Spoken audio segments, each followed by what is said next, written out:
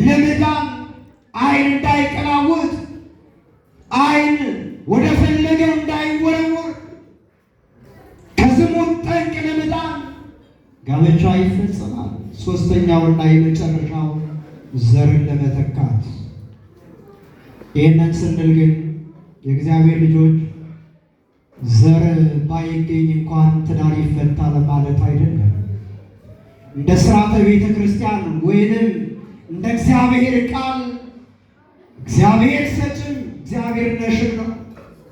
እየሰማችሁኝ ነው? እግዚአብሔር ይሰጣል፣ እግዚአብሔር ይነሳል።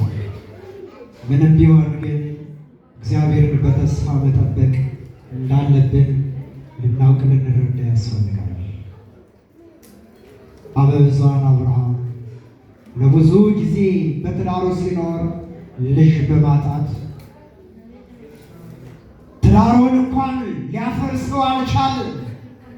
እግዚአብሔር የልቡን ጽናት ትዕግስቱን በማየት በ11ኛው ሰዓት ለመስዋዕት ሆኖ የቀረበውን ይስሐቅን ነው የሰጠው። እግዚአብሔር ልጆች ዛሬ የእግዚአብሔርን ሰጭነት የእግዚአብሔርን አባትነት አምነን ልንቀበል ያስፈልጋል። ከምንም በላይ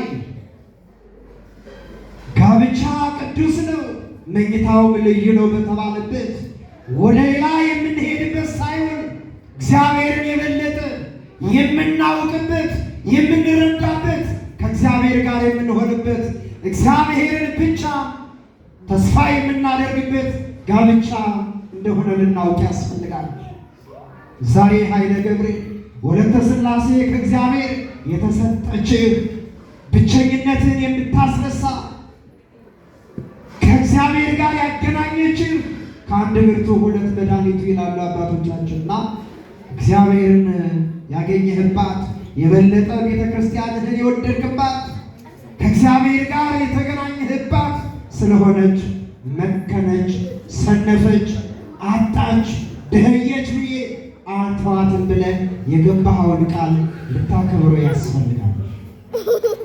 ዛሬ ተፈጽመው የእግዚአብሔር ቃል በሥርዓተ ተክሊሉ ላይ እንደተነበበው በማቴዎስ ወንጌል ምዕራፍ 19 ከቁጥር 1 ጀምረን ስንመለከት የምናገኘው ኃይለ ቃል ወረድ ብለን 5 ላይ ስንመለከት ግን እንዲህ የሚል ቃል እንመለከታለን። ብእሲ ወብእሲት አሃዱ እሙንቱ ዘአስተጻመረ እግዚአብሔር ኢይፍልጥ ወኢይሌልሳ። እግዚአብሔር ያጣመረውን እግዚአብሔር አንድ ያደረገውን እግዚአብሔር ከሁለት አካል አንድ አካል ያደረገውን ሰው አይለየው ብሎ መጽሐፍ ይናገራል።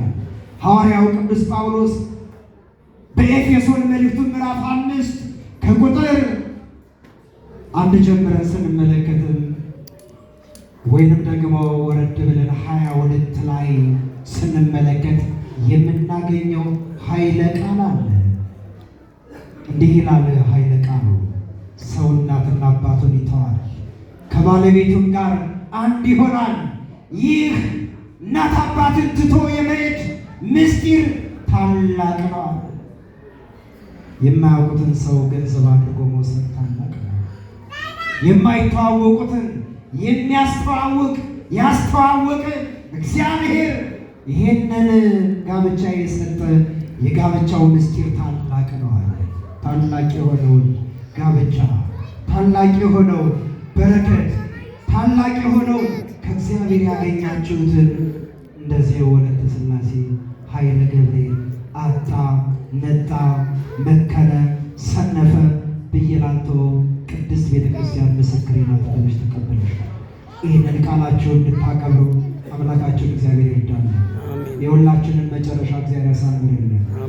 ኃይልን በሚሰጠን በክርስቶስ ሁሉን እየቻልን ከእናት ከአባታችሁ የምትወርሱት ሀብት ንብረት ነው። ሀብትና ንብረት ከእናት ከአባት ይወረሳል።